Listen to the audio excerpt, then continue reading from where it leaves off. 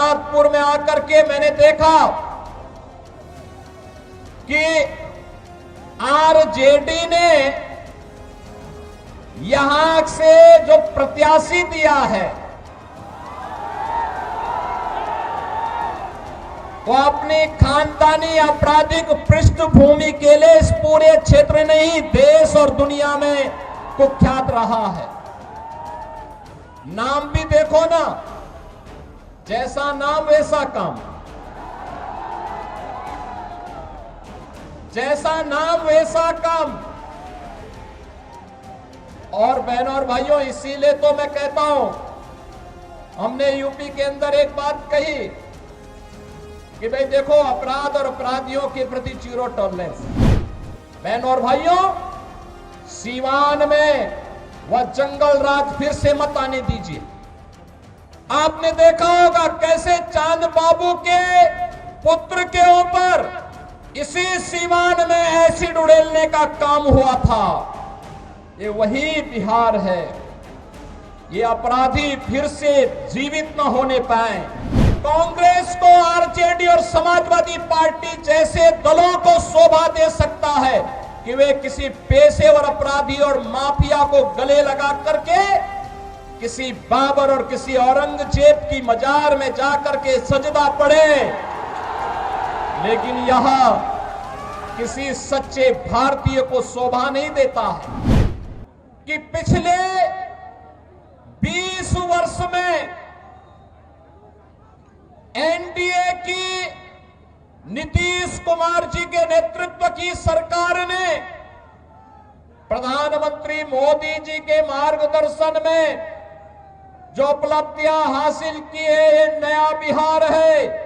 जो बिहार अपने गौरवशाली अतीत के लिए जाना जाता है, उसी गौरवशाली अतीत के साथ बिहार को, वर्तमान बिहार को जोड़ने की इस यात्रा जो 2005 के पहले धूमिल हो चुकी थी, पहचान के संकट के दौर से गुजर रही थी, उसी बिहार को पुनः उसकी प्रतिष्ठा दिलाने के लिए डबल इंजन की सरकार वर्तमान में कार्य कर रही है।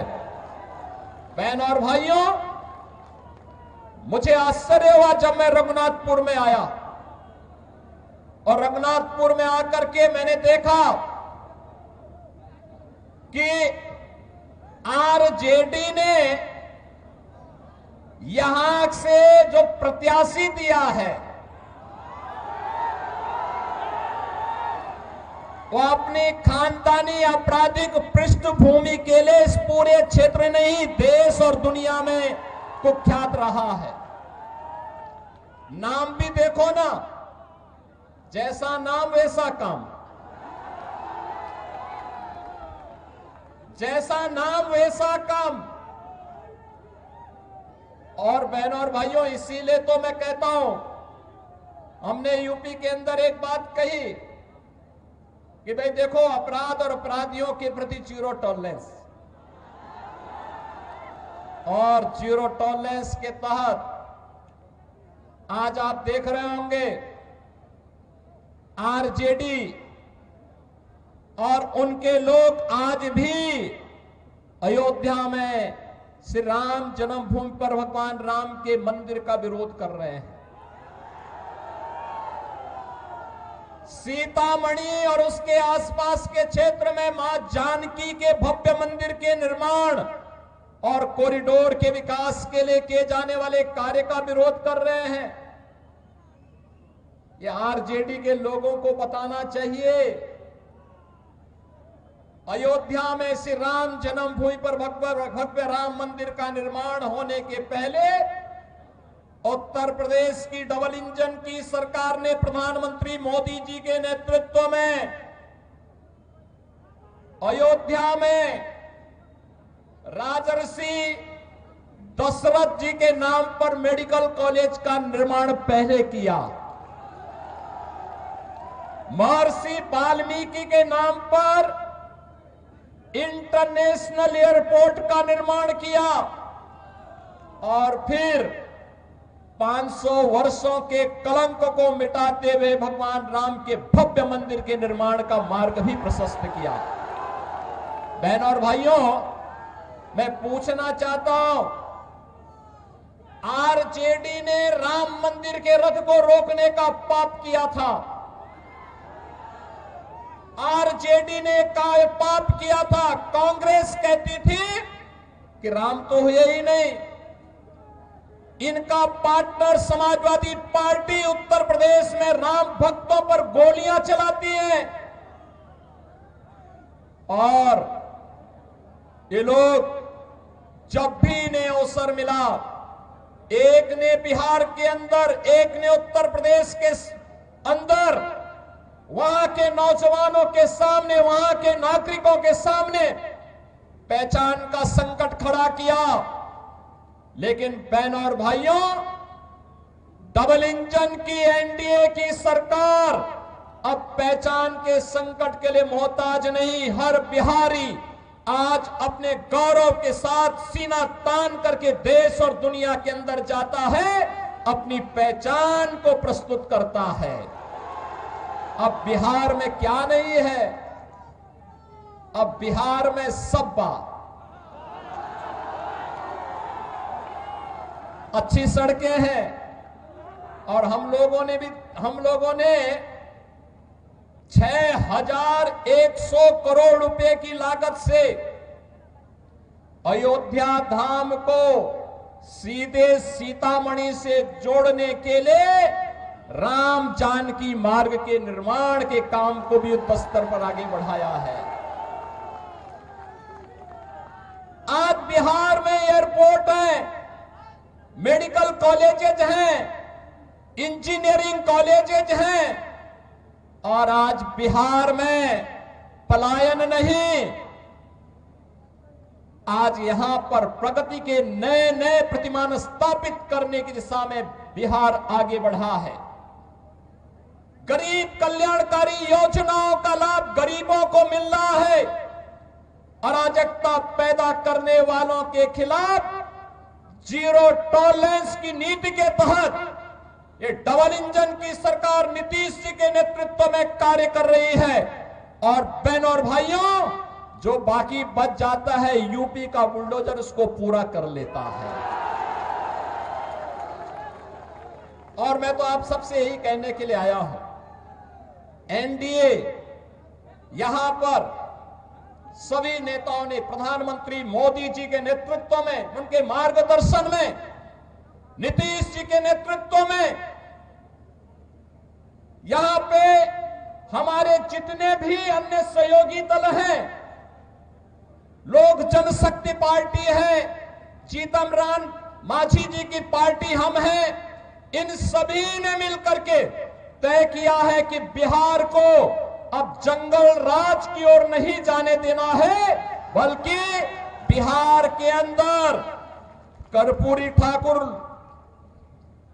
बाबू जगजीवन राम, डॉक्टर राजेंद्र प्रसाद जी और जयप्रकाश जी की विरासत को आगे बढ़ाते हुए एक जन राज के रूप में बिहार को आगे बढ़ा करके यहां की एक एक व्यक्ति की आवाज को सरकार तक पहुंचाने की सरकार फिर से यहां पर बनानी है। और एनडीए इस दिशा से एक बार फिर से अपने मुद्दों के साथ, विरासत और विकास के इन मुद्दों के साथ आपके सामने है।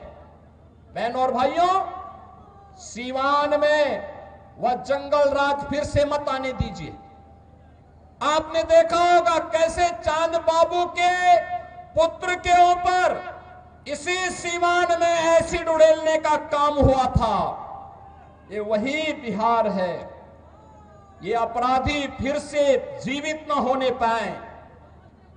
ये कांग्रेस को, आरजेडी और समाजवादी पार्टी जैसे दलों को शोभा दे सकता है कि वे किसी पेशेवर अपराधी और माफिया को गले लगा करके किसी बाबर और किसी औरंगजेब की मजार में जाकर के सजदा पड़े, लेकिन यहां किसी सच्चे भारतीय को शोभा नहीं देता है।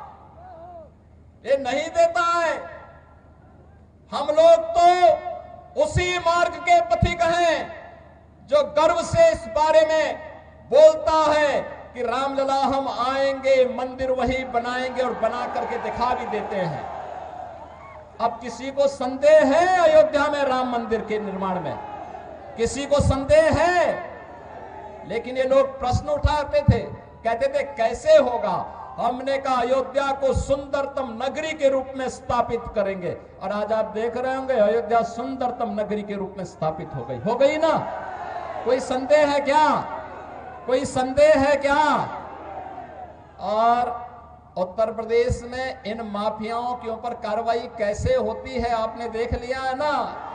ये डबल इंजन की सरकार ही कर सकती है, एनडीए की डबल इंजन की सरकार ही ये करेगी। इनकी प्रॉपर्टी को भी जब्त कर दिया जाता है,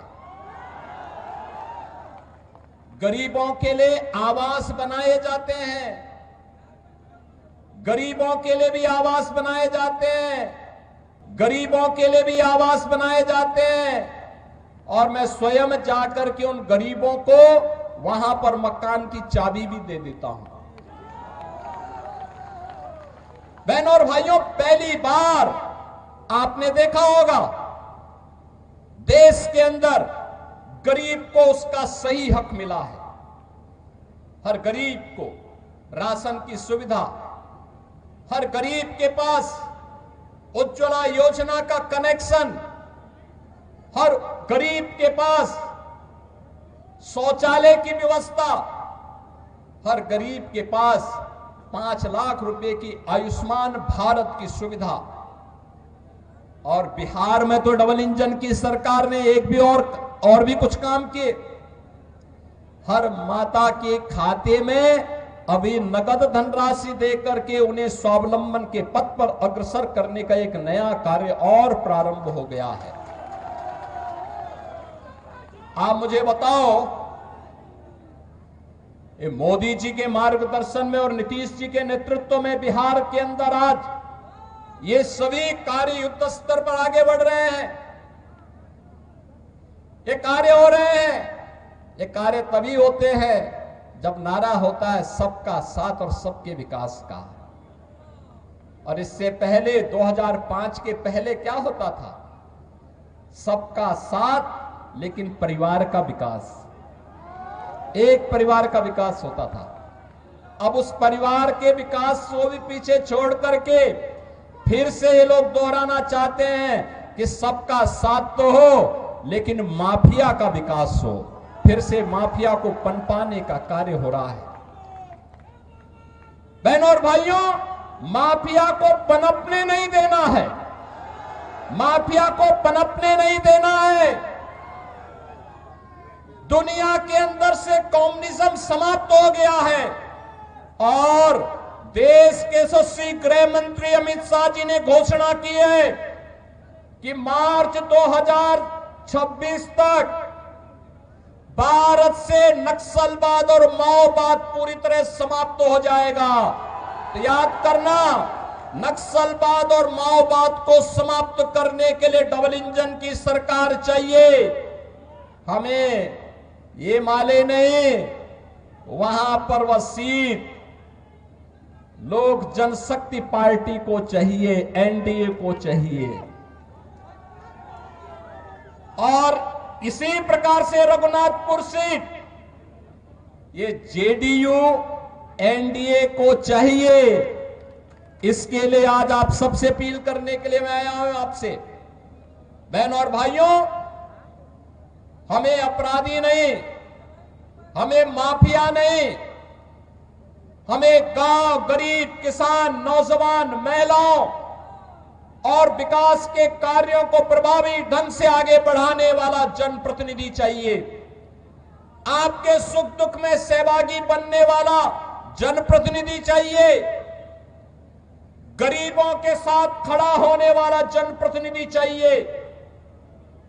अत्याचार और शोषण कराने वाला नहीं, पर्व और त्योहारों के समय दंगा कराने वाला नहीं,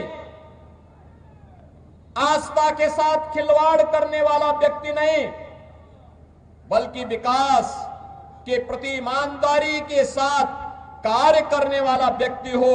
और इस दिशा से एनडीए ने जेडीयू के प्रत्याशी के रूप में नाम नंबर भी है 108 रघुनाथपुर।